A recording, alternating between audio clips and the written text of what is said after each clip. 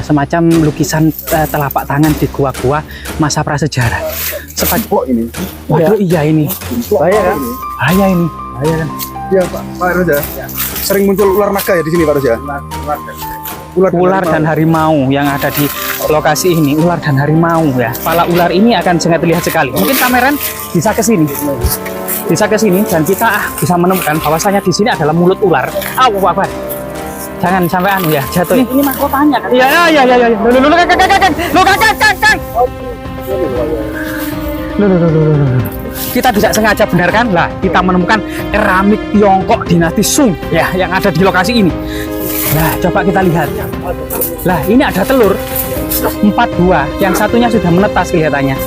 Mbak Rahayu, Mbak. Guys, jangan lupa like, subscribe, dan komen ya kan.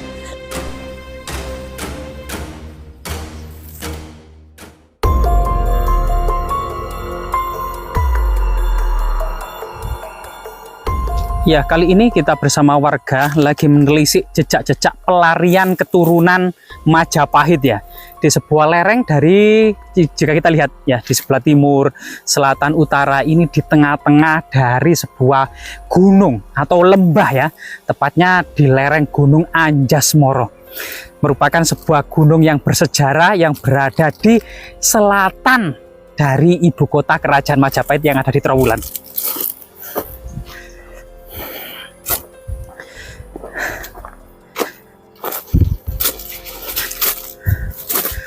Berbagai macam cerita, berita tradisi maupun prasasti yang sulit untuk disatukan mengenai masa-masa akhir Majapahit dan pelarian dari para keturunan Majapahit. Misalnya beberapa berita tradisi dalam Babat Tanah Jawi, Serat Kanda, Serat Sangkaling Mowana, Serat kemudian para raton ya, dan berbagai macam kemudian berita-berita lainnya termasuk Serat Sabdo Palon dan Serat Naya Genggong. Kita coba menyatukan berbagai sumber ini, ternyata tidak pernah ada sebuah kesimpulan yang dapat memuaskan.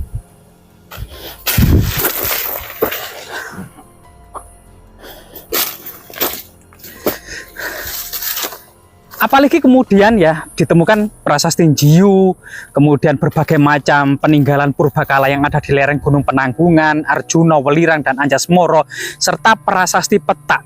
Ternyata berbagai prasasti ini benar-benar membahas sesuatu yang berbeda sekali dengan berita tradisi. Nah, disinilah semakin merumit untuk memecah dan menyibak masa akhir Majapahit.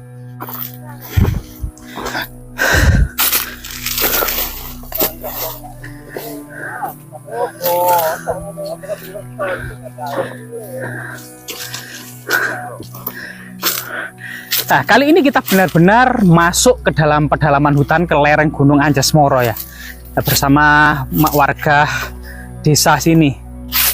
Tepatnya kita berada di selatan ya, dari Dusun Blentreng, Desa Ngembat, Kecamatan Gondang, Kabupaten Mojokerto, Jawa Timur. Jadi di hutan ini ternyata banyak sekali buah-buahan seperti alpukat. Ini kok gembuk ya? Apa ini matang atau busuk ya? Oh iya, ini ternyata matang. Namun karena musim kemarau, jadi buah alpukat di sini ini apa namanya, kecil-kecil. Gimana rasanya kan? Ya sebagaimana alpukat ya, rasanya netral.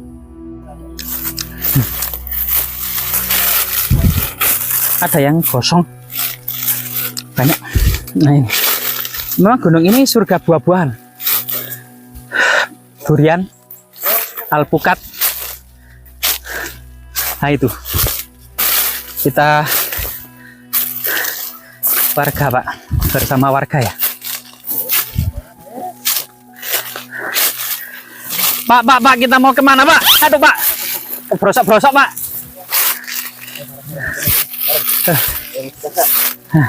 Halo?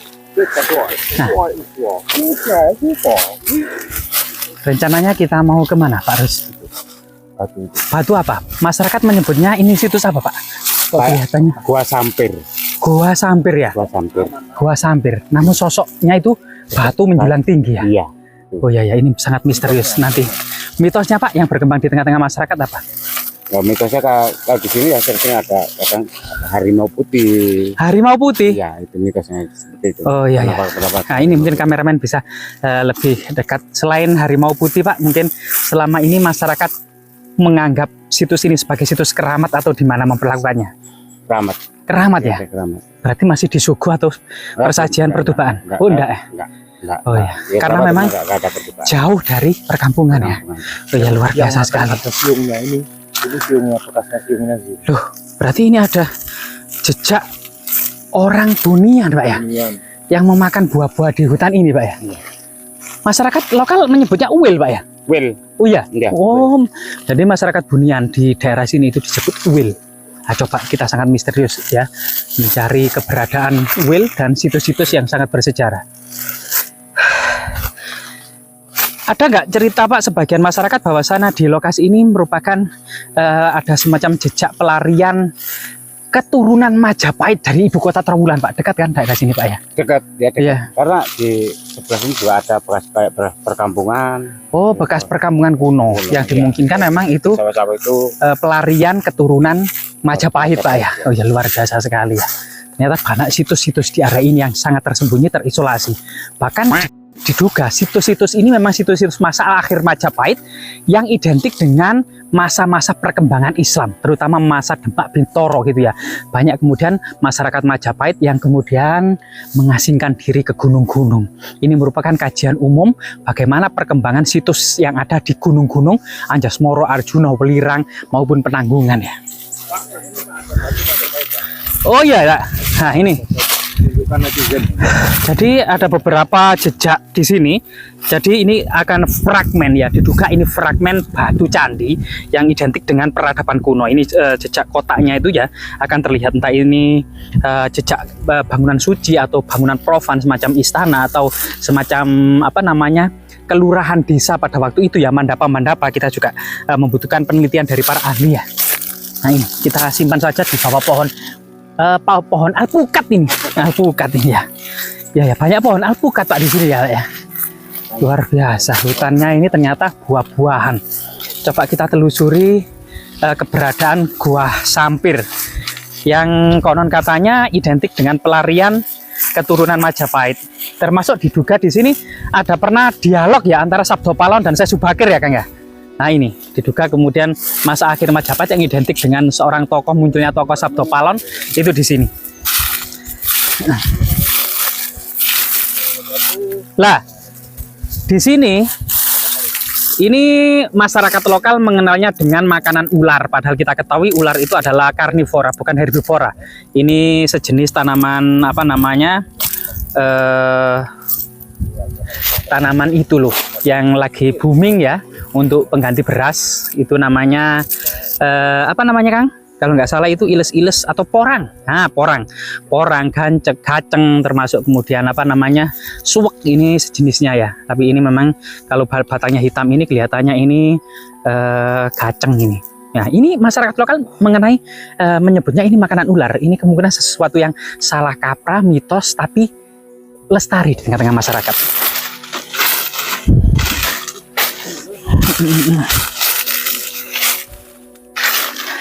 Nah, lokasi pegunungan Anjasmoro ini yang berada di selatan dari ibu kota Majapahit yang ada di Trowulan, ini memang menyimpan sejarah yang sangat penting ya. Ini apa Pak? Kita menemukan apa Pak? Oh ya, lah. Di sini kita mendapati kumpulan dari biji kopi. Namun sebenarnya ini bekas kotoran luwak, yang artinya di lokasi ini banyak hewan-hewan liar semacam luwak yang memakan kopi ini. Nah, ini menjadi salah satu merek kopi terkenal, luwak white coffee. Itu berasal dari sebuah apa namanya fakta bahwasanya luwak itu suka memakan kopi, dan kopi ini tidak hancur selama di pencernaan luwak, melainkan kemudian keluar tetap berbentuk biji kopi, dan kopi ini bisa dikonsumsi. Ya. Selain kita kemudian melihat perkebunan kopi yang ada di hutan ini ya, dengan daun-daun yang besar ini, kopi ini diduga kopi robusta, jenis robusta. Ada dua jenis kopi yang ditanam di area ini, kopi arabica dan kopi robusta. Ini kopi robusta Pak Aris ya?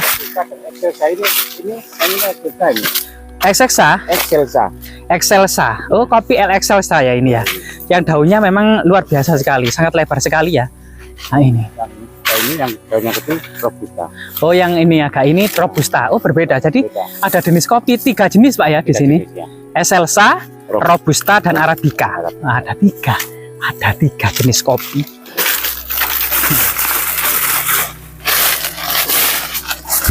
Nah.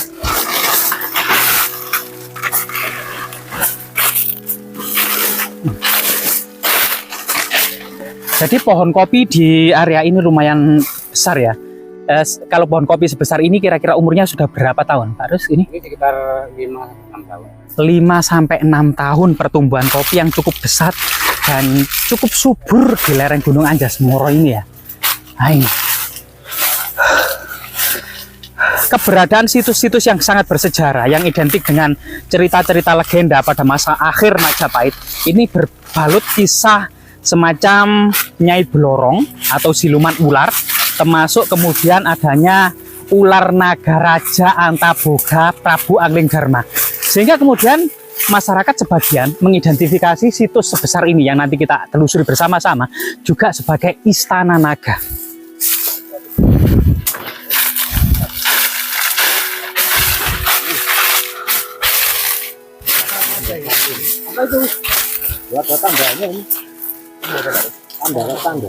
Lah, kita bersama masyarakat dan tim kita, ternyata kita sudah hampir sampai menuju sebuah jejak Istana Naga ya. Nah,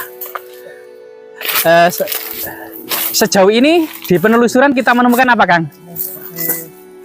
Kepala ular, kepala ular. Kepala apa sisi ular Kang ini Kang? Kepalanya ini. Kepala ular naga. Ya ini teman-teman, ini ada sosok kepala ular yang membatu ya.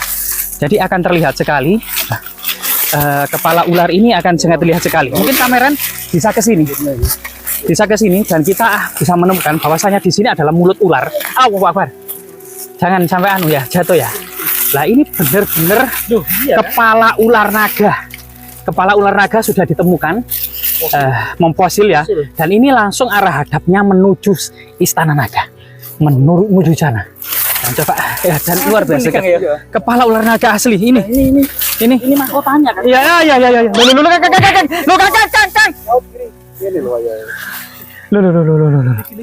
Nah, hati-hati ya teman-teman. Loh, kita tidak sengaja benar kan? Lah, kita menemukan keramik Tiongkok dinasti Sung ya yang ada di lokasi ini. Jadi di sini identik dengan peradaban-peradaban masa Majapahit ya. Nah, ini coba kita lihat dan kita telusuri bersama-sama ya. Tapi ini kamera bisa didekatkan kalau ini memang benar-benar seperti kepala naga yang membatu ya.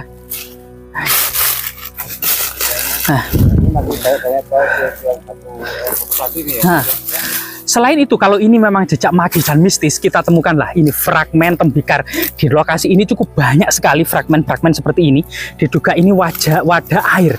Dan ini artinya di masa lalu ini ada jejak peradaban yang tidak bisa dipungkiri ya, yang sangat meneropong luas dan memang benar-benar masyarakat menyebutnya peradaban itu dalam sebuah memori yang abadi hingga saat ini, Istana Naga.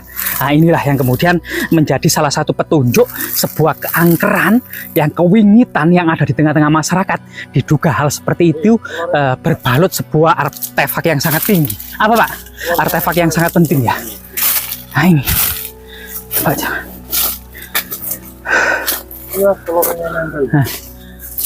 Guanya Mas, mulut guanya ini. Nah, jadi mulut guanya atau Istana Naga seperti ini tidak bisa dipungkiri, kemungkinan yang di depan ini adalah dolmen atau meja persajian yang tertutup semak belukar ya. Jadi luar biasa ini Istana Naga raksasa ini ya. Nah, ini lubang. Lah, cerita tutur masyarakat memang sering memunculkan naga. Lah, coba kita lihat. Lah, ini ada telur 4 buah, yang satunya sudah menetas kelihatannya. Mbah Rahayu, Mbah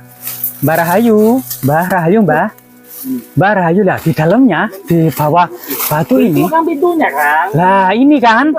Lah ini dia pintunya. Ya betul. Itu loh, masih ada rongga. Nah itu ada rongga menuju bawah sana ya. Nah ini yang dimaksud kemudian pintu gerbang Istana Naga untuk memasukinya itu ya. Loh, sangat luar biasa sekali ini. Nah ini dengan hal ini. Iya, iya. Iya. Coba mungkin kameramen bisa agak menjauh sedikit untuk melihat lebih luas tentang eksistensi dari sebuah situs yang sangat penting ini ya. Kita masuk Dimplok ini. Waduh, iya ini. Bahaya kan? Bahaya ini. Bahaya kan. Iya Pak Rus ya. Sering muncul ular naga ya di sini Pak Rus ya. Ular dan harimau yang ada di lokasi ini, ular dan harimau ya.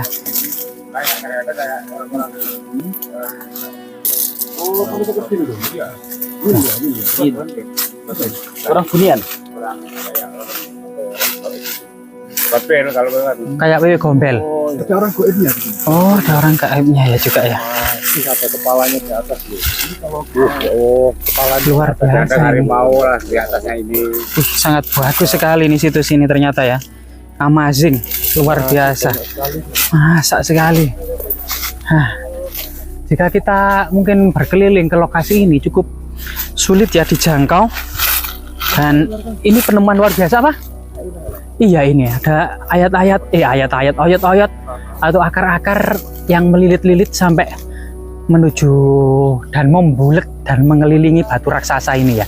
Bahkan sebenarnya ada beberapa bercak-bercak atau tanda-tanda yang ada di batu ini yang memang kadang sulit untuk dikenali. Nah, ada beberapa hal yang aneh di batu ini ya. Nah, misalnya simbol-simbol seperti ini, seperti cakaran harimau di sini. Ada beberapa cakaran harimau di sini 1, 2, 3, 4, 5 ya. Jadi seperti cakaran. Ini kemungkinan jejak yang ditinggalkan oleh leluhur kita, semacam lukisan telapak tangan di gua-gua masa prasejarah. Sebagian susunan batu ini juga sangat unik ya. Dan batu raksasa yang sangat besar ini yang diduga memang istana. Oh, itu apa kabar? Banyak duri juga. Iya, mancep-mancep ini. Iya, ternyata banyak duri ya.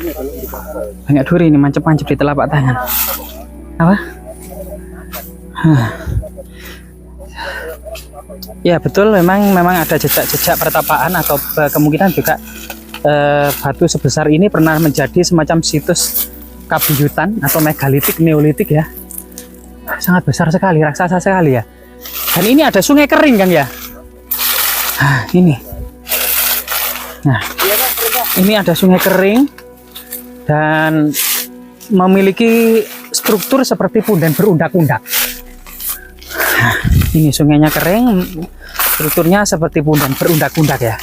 Dan sampai ke sana. Dan batu raksasa itu, jika kita lihat istana naga yang dimaksud itu, dari sini akan kita terlihat sangat-sangat megah sekali.